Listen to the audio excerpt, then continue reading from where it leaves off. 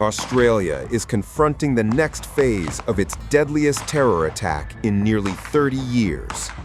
The sole surviving gunman from the Bondi Beach massacre has emerged from a medically induced coma, and within moments, the case moved from hospital care to criminal custody. Detectives had been waiting, not at a police station, but at the shooter's bedside, monitoring his condition until doctors confirmed he was conscious, lucid, and capable of understanding the gravity of what comes next. Naveed Akram, the surviving Bondi Beach shooter, was arrested at his hospital bedside after waking from a coma, according to Australian media reports. Police had delayed the arrest until doctors confirmed he was mentally oriented and capable of understanding the legal process. New South Wales Police Commissioner Mal Lanyon said officers waited until the effects of heavy medication had been withdrawn and doctors confirmed Akram had full cognitive function. Only then was he cautioned and formally placed under arrest. Authorities say Akram now faces 59 criminal charges, including 1 count of committing a terrorist act and 15 counts of murder. Additional charges include attempted murder, planting an explosive device near a building, firing a weapon with intent to cause serious harm, and publicly displaying a terrorist symbol. Police say the scale of the charges reflects the scale of the violence unleashed at Bondi Beach and the number of lives affected in a matter of minutes. The attack unfolded during a Jewish Hanukkah celebration at Sydney's Bondi Beach. Investigators say Naveed Akram and his father, Sajid Akram, opened fire on crowds gathered for the event, killing 15 people and injuring at least 40 others. Victims ranged in age from 10 to 87 years old. Among those killed, a Holocaust survivor and a London-born rabbi. 3 Indian students were among the injured, with at least 2 still receiving hospital treatment. Sajid Akram, Naveed's father, was shot dead by police during the attack. Authorities say he was originally from Hyderabad, India, and migrated to Australia in the late 1990s. He had limited contact with family in India and had visited the country only a handful of times over nearly 3 decades. Police say Sajid married a European woman, and both his children, including Naveed, were born in Australia. With the surviving attacker now in custody, investigators say the focus will shift to court proceedings, while counter-terror agencies continue examining motive, planning, and potential radicalization. For Australia, the arrest marks a critical legal step, but not closure. That will take time for families, for survivors, and for a country still reeling from a terror attack that shattered a summer afternoon at Bondi Beach.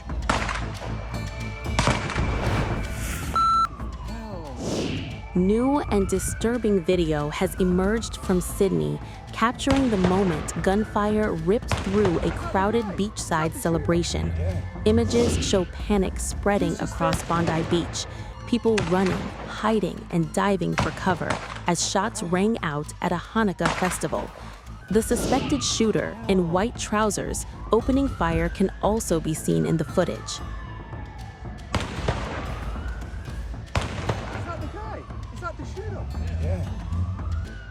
The footage is raw and chaotic. Gunshots echo across Bondi Beach as people flee in all directions. Personal belongings are abandoned on the grass. Families and bystanders crouch behind whatever cover they can find. The attack targeted a Hanukkah celebration where hundreds had gathered to mark the first night of the Jewish holiday. By the time the shooting ended, 15 people were dead. Dozens more were injured, several of them critically. Authorities say a father and son are suspected of carrying out the attack. The older man, aged 50, was shot and killed at the scene. His 24-year-old son was wounded and taken to hospital, where he remains under treatment. Videos circulating on social media appear to show both men firing weapons during the attack, though investigators are still analyzing the footage. Those killed include a 10-year-old girl, a rabbi, and a Holocaust survivor. What was meant to be a moment of faith and celebration became one of the darkest days in Australia's recent history. Police say the father held a firearms license and was a member of a gun club, suggesting he was a registered target shooter. An improvised explosive device was later found in a vehicle linked to one of the suspects, raising further concerns about the scale of the threat.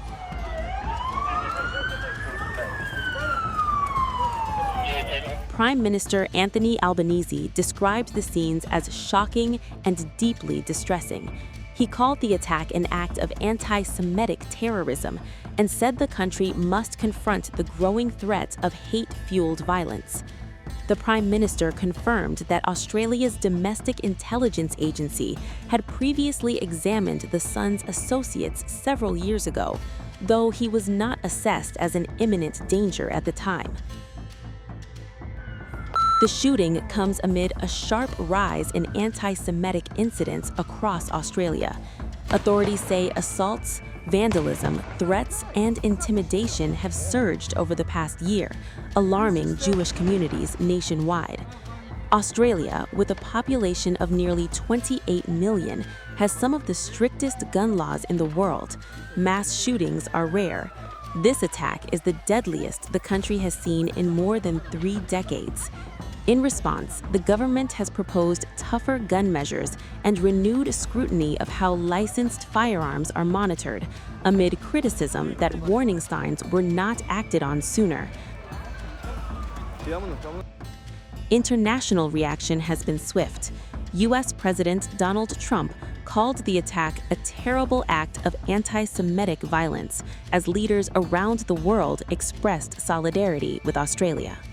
This is a targeted attack on Jewish Australians on the first day of Hanukkah, which should be a day of joy, a celebration of faith. An act of evil anti-Semitism, terrorism, that has struck the heart of our nation. An attack on Jewish Australians is an attack on every Australian, and every Australian tonight will be, like me, devastated on this attack on our way of life. There is no place for this hate, violence and terrorism in our nation. Let me be clear, we will eradicate it. Amidst this vile act of violence and hate will emerge a moment of national unity, where Australians across the board will embrace their fellow Australians of Jewish faith at this dark moment for our nation. Our police and security agencies are working to determine anyone associated with this outrage. Our agencies will provide you with factual updates as quickly as possible as they continue to emerge.